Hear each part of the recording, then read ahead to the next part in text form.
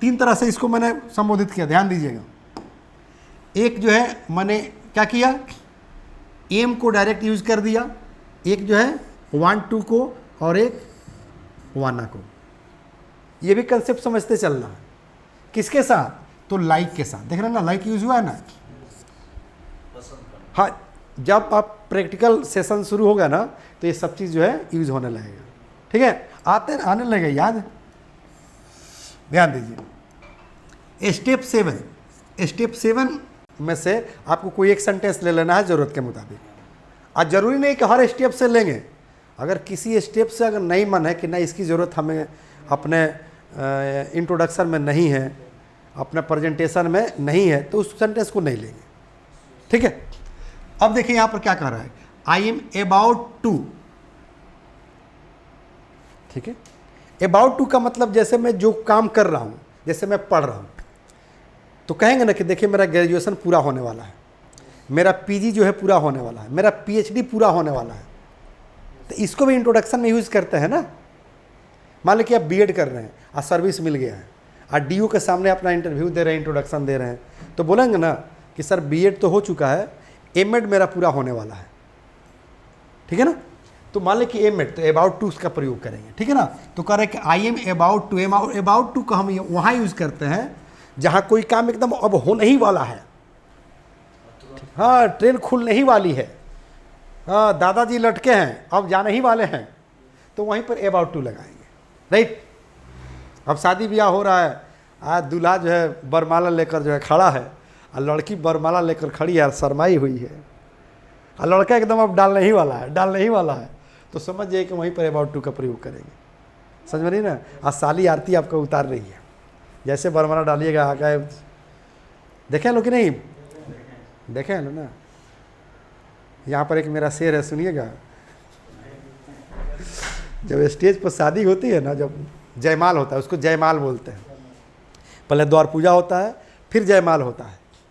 ठीक है ना, तो जयमाल के वक्त जो है लड़की प्रिपरेशन हो रही होती है, चाहे ब्यूटी पार्लर में रहती है, लड़का इंतज़ार करता है स्टेज पर कि अब आवे अब आवे अब आवे। मैंने एकदम इंतज़ार की घड़ी, फ़ोन पर भी लग जाता है, धीरे धीरे अंदर लगा लेगा, लीड लगा लेगा। अब बात करें कहाँ हो, तो पार्लर में है। ठीक है ना, अब पार्लर वाली क्या करती है, इतना मेकअप कर देगी कि सुबह हमें जो अगर लड़की अगर चेहरे पर जब पानी मारती है ना, तो लड़का ही कंफ्यूज हो जाता है कि इसी को लाए थे ना रात। हाँ अच्छा कह कि भूतनी बन गई।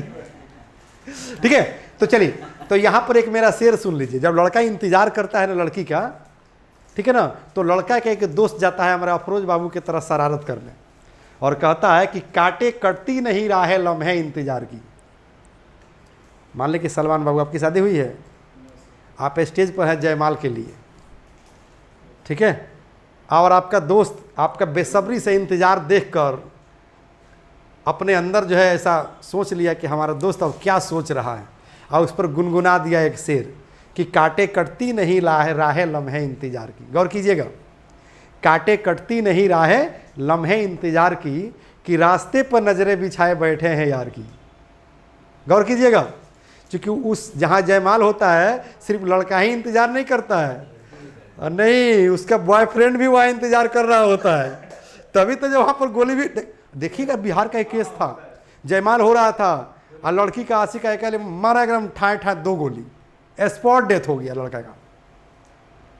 तो वहाँ पर सिर्फ लड़का ही थोड़ी इंतजार कर रहा है, दूल्हा थोड़ी इंतजार कर रहा है, उसका आशिक भी इंतजार कर रहे होते हैं। चल आज तो जा रही है दूसरे जगह। देखे ना, गाना आया था ना कि सदिया के पहले हमारे रहलू। क्या गजब का गाना सब गाता है, याद करो जहिया अब, हाँ नहीं, सदिया के पहले हमार रहलू, ठीक है ना, जहिया कुमार रहलू। चलिए, तो वहां पर जो है आशिक भी वेट करता है, लड़का भी वेट करता है। वहां पर ये शेर सुन लीजिए मेरे तरफ से कि काटे कटती नहीं राहें लम्हे इंतजार की, कि रास्ते पर नजरें बिछाए बैठे हैं यार की। अब तो खुदा ही जाने कल से क्या हसरत होगी मेरे यार की, क्या हसरत होगी मेरे यार की। समझ में आ रही है? उसको नेप्सल नाइट बोलते हैं, मतलब सुहाग रात। हाँ समझ में आ रही है? उसको क्या कहता है? नेप्सल नाइट, माने सुहाग रात। वही कहता है कि अब तो खुदा ही जाने क्या हसरत होगी कल से मेरे यार की, कल से मेरे यार की। चलिए बहरहाल हम लोग यहाँ अपना पूरा करें। तो करें कि I am about to graduate, ठीक है ना। करें कि बायोलॉजी ग्रेजुएट, ठीक है, post graduate, bio post graduate, माने बायो से पोस्ट ग्रेजुएट हो रहे हैं, ठीक है ना। या फिर बायोलॉजी से क्या कर रहे हैं, ग्रेजुएट हो रहे हैं, या डिग्री के नाम से पोस्ट ग्रेजुएट हो रहे हैं कि ग्रेजुएट हो रहे हैं, पीएचडी कर रहे हैं, ये सब यहाँ पर जिक्र हम कर देते हैं किसमें, R1 में स्टेप 7 की। वो भी ज़रूरत महसूस हो रही हो तब, नहीं महसूस हो रही हो तो नहीं करेंगे। उसके बाद देखिए करें कि R2 में आई एम ठीक है ना, क्या करें, बायोलॉजी ग्रेजुएट, मैं बायोलॉजी से ग्रेजुएट हूँ।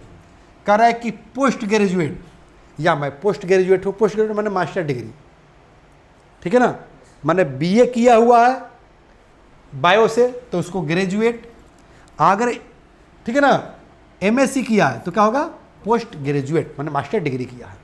करे कि आई एम मार्केटिंग ग्रेजुएट या पोस्ट ग्रेजुएट, ये डिग्री का नाम है। तो जो डिग्री किए हुए यहाँ पर हम नोट कर देंगे, जरूरी नहीं कि इसी चीज़ को रट्टा मार लेंगे, क्योंकि मैंने पहले ही बोल दिया कि रट्टा नहीं मारना है, क्योंकि रटंत्र बुद्धि घटंत्र बुद्धि विद्या, ठीक है। देखिए R3 में देखिए, R3 जैसे आई हैव डॉट डॉट, जैसे I have a bachelor of science degree in chemistry, मतलब मेरे पास साइंस की जो है डिग्री है, बैचलर की डिग्री, माने बीए हम किए हुए हैं साइंस से। अब बोलने का तरीका अलग है, हाँ वहीं पर वो ग्रेजुएट होने की बात कर रहा था, देख ना, बायो ग्रेजुएट होने की बात कर रहा था। ये क्या कर रहा है कि बैचलर ऑफ साइंस, जैसे बीए का मतलब क्या होता है, बैचलर ऑफ आर्ट्स, आप बीएससी माने बैचलर ऑफ साइंस, आप बी का मतलब bachelor of commerce, commerce commerce commerce है।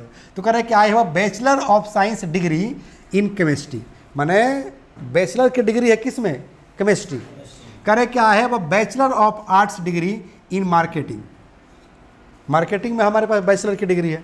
कह रहे हैं कि I have a master of arts degree in English, माने इंग्लिश में हमको क्या है, मास्टर की डिग्री है, माने एमए किए हुए इंग्लिश में। कह रहे हैं कि I have a master of science degree in bio, मतलब मैं बायो में जो है मास्टर किया हूँ, मतलब एमए किया हूँ, एमएससी किया हूँ, समझ में रही है। चलिए हम लोग शुरू कर दिए कौन, स्टेप 8, ठीक है। कह रहे हैं कि आई हैव डॉट डॉट और ईयर्स ऑफ, ठीक है ना। अब यहाँ पर क्या बतलाएगा, तो एक्सपीरियंस बतलाएगा। मान लीजिए सारा चीज़ अगर कोई नहीं किया होगा, जो नहीं किया होगा, नहीं कर रहा होगा, वो क्या बताएगा, समझ में नहीं ना।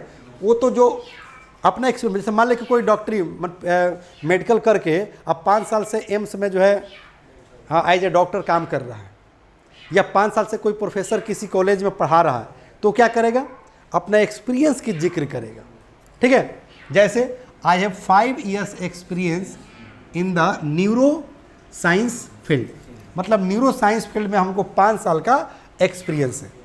तो इसकी भी आवश्यकता पड़ती है अपना इंट्रोडक्शन देने में।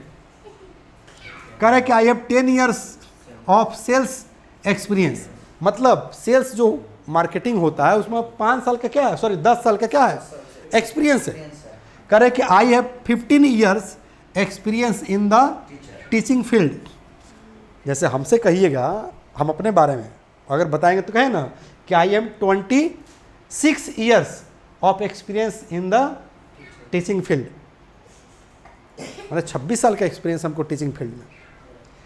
करें कि I have 20 years of experience as the principal of CBSE affiliated school, मतलब हमको 20 साल का एक्सपीरियंस है सीबीएसई अफिलिएटेड स्कूल में प्रिंसिपल का। मान लें कि कोई व्यक्ति गया किसी सीबीएसई अफिलिएटेड स्कूल में इंटरव्यू देना एज ए प्रिंसिपल के पोस्ट पर, तो कहेगा ना कि I have 20 years of experience as the principal of CBSE affiliated school, तो वहाँ लगेगा ना कि हाँ 20 साल का एक्सपीरियंस है तो स्कूल कंट्रोल करने में कोई दिक्कत नहीं होगी, ठीक है। तो जो हम लोग इंट्रोडक्शन देख रहे हैं ना, ये सब हवा हवा इंट्रोडक्शन नहीं देख रहे हैं, पूरा होल देख रहे हैं, चाहे स्टूडेंट्स हो, सर्विसमैन हो, या जॉब हो, या बिजनेसमैन हो, कोई ऑफिसर्स हो, एडवोकेट्स हो, आईएएस हो, आईपीएस हो, मैं सबको गाइड कर रहा हूं कि कैसे अपना परिचय देना है एज ए होल। मैंने मैं समुंदर में लेकर चला आया हूं, अब जितना पानी की आवश्यकता है आप निकाल लीजिए, राइट। हाँ, अपने अपने अनुसार 12 पॉइंट बताएं कि घबराना नहीं है, 9 चल रहा है, ठीक है। अब देखिए 9 मैंने R1 करे कि आई एम योर एज, यहाँ पर यो अपना एज बता देना है, ईयर्स ओल्ड कहा देना है। जैसे I am 5 years old, I am 10 years old, I am 20 years old, I am 30 years old. अपना उम्र बताने के लिए बहुत ज़्यादा मेहनत नहीं करना है, तो अब बता देना है खट खट।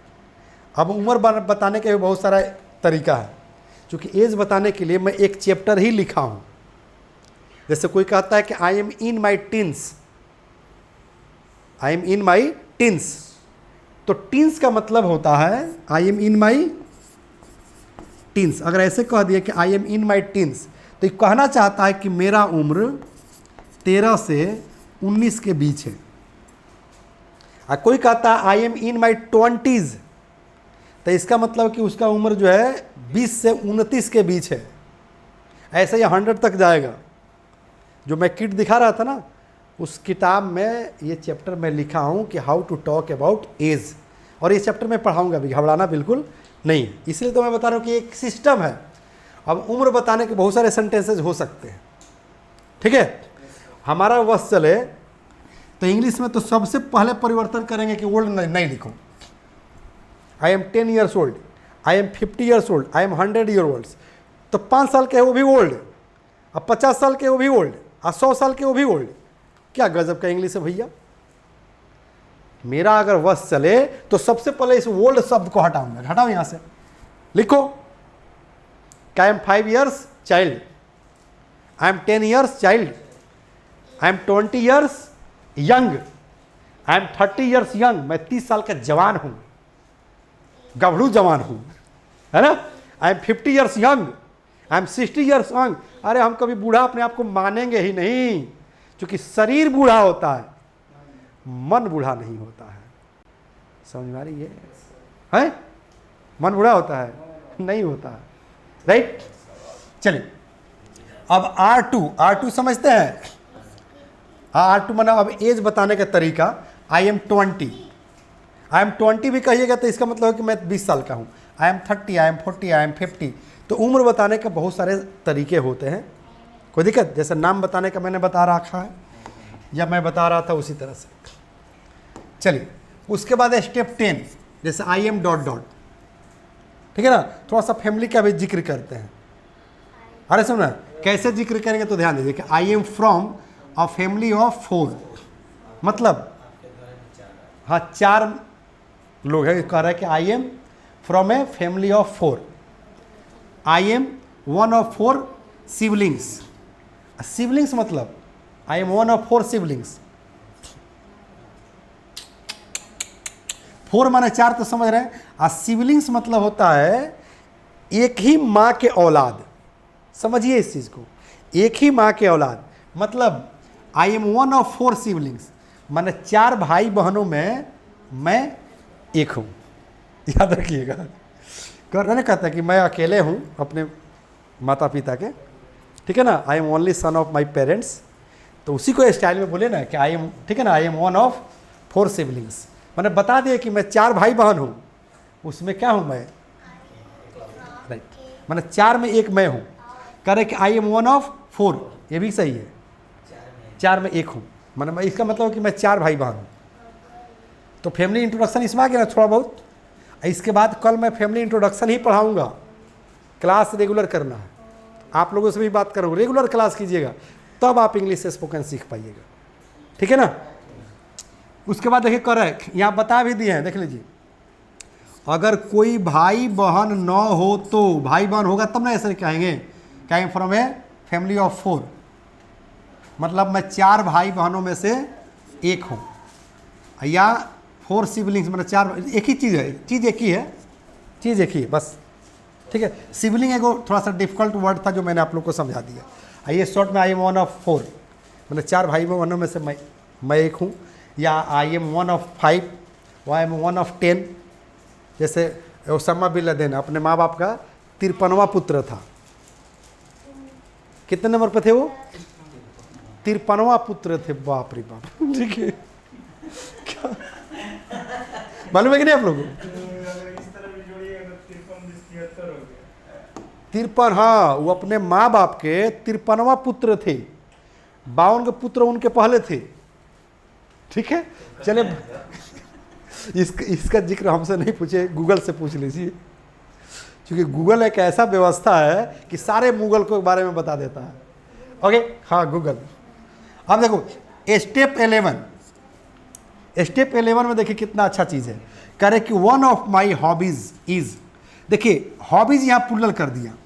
जैसे मेरा बहुत सारा हॉबीज़ है, जैसे स्विमिंग है, क्रिकेट खेलना है, म्यूजिक सुनना है, डांस करना है, मॉर्निंग वॉकिंग है, ठीक है ना, कुछ खाना है एकदम शौक से खाते हैं, सब मेरा हॉबीज़ है।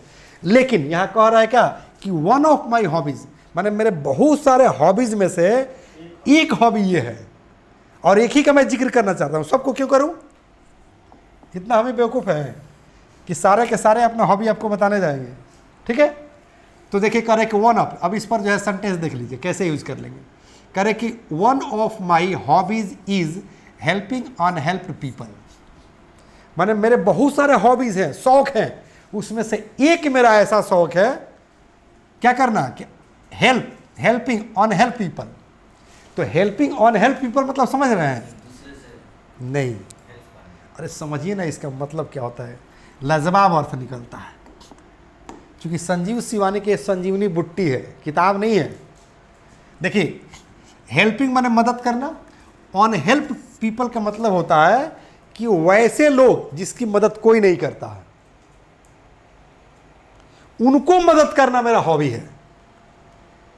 क्योंकि मैं एक स्ट्रक्चर पढ़ाता हूं कि मैं उनसे मोहब्बत करता हूं जिनसे कोई मोहब्बत नहीं करता, मैं उन्हें चाहता हूं जिन्हें कोई नहीं चाहता, मैं वहां रहता हूं जहां कोई नहीं रहता, मैं वो सोचता हूं जो कोई नहीं सोचता, मैं वो लिखता हूं जो कोई नहीं लिखता। सचिन तेंदुलकर ऐसे बैटिंग करते हैं जैसे कोई नहीं करता, ये एक स्ट्रक्चर है। तो मैं उन्हें चाहता हूं जिन्हें कोई नहीं चाहता, इसकी अंग्रेजी क्या होगी? I want unwanted people, I live unlived place. यानी कि पहले वाला को क्या कर देंगे? V3 कर देंगे, हाँ V3 कर देंगे। पहले वाला टेंस के अनुसार रहेगा। जैसे आई लव, मैं प्यार करता हूँ, अनलव्ड पीपल, मैं उनसे प्यार करता हूँ जिनसे कोई नहीं करता। आई लिव, मैं रहता हूँ, अनलिव्ड प्लेस, तो अनलिव्ड V3 हो गया ना, मैं वहाँ रहता हूँ जहाँ कोई नहीं रहता। क्या भैया मुरघटिया में रह लगा? क्योंकि वहीं तो कोई ना रहता है। ठीक है, चल। हाँ बिल्ली भी पढ़ रही है ना क्लास में। हाँ मेरे क्लास में बिल्ली बैठी है, बिल्ली पढ़ रही है, देख रहे हैं ना। सबसे बड़का बिल्ली तो यहाँ बैठी है। चले अब देखिए, इसी चीज को कहने का अलग तरीका हो गया, क्योंकि चीज वही है, फील्ड अलग है। जैसे यहाँ पर लोगों की मदद करना मेरा एक हॉबी है, बहुत सारे हॉबी में से। यहाँ करें कि one of my hobbies is dancing and listening music, माने मेरे बहुत सारा हॉबीज है, शौक है, उसमें से डांस करना और म्यूजिक सुनना भी एक है। करें कि one of my hobbies is speaking English, बहुत सारे मेरे शौक में से एक इंग्लिश बोलना भी मेरा शौक है। करें कि one of my hobbies is watching TV, मेरे बहुत सारे शौक में से टीवी देखना भी एक मेरा शौक है। करें कि one of my hobbies is going to restaurants with friends, मेरे बहुत सारे हॉबीज़ में से रेस्टोरेंट जाना दोस्तों के साथ, ये मेरा शौक है। क्या अलीमाम भाई के ही शौक है ना? है, सप्ताह में तो 4 दिन जो है दोस्तों के साथ जो है रेस्टोरेंट में वो रहते ही हैं, सही ना? इसीलिए तो शरीर बना लिए एकदम, है ना, दबंग वाली है। अब देखिए, ये स्टेप 11 था जो सेंटेंस मैं बोल रहा था, उसमें से कोई सेंटेंस आपके ऊपर शूट कर रहा है या बोलना चाहता है या सिचुएशन है तो बोलेंगे, नई सिचुएशन है तो R2 का यूज़ कर लेंगे। क्या? तो आई इंजॉय, इंजॉय मन होता है मस्ती करना, वहाँ भी तो मस्ती वाला सेंटेंस था ना, टीवी देखना, रेस्टोरेंट जाना, स्पीकिंग करना, वो भी तो एक हमारा शौक था ना। तो यहाँ भी शौक है, कह रहे कि आई। The first step towards achieving your dreams is having the right coach. Get the best education with English Plus by Sanjeev Sivaneer and make your spoken English dreams come true. Download the app now.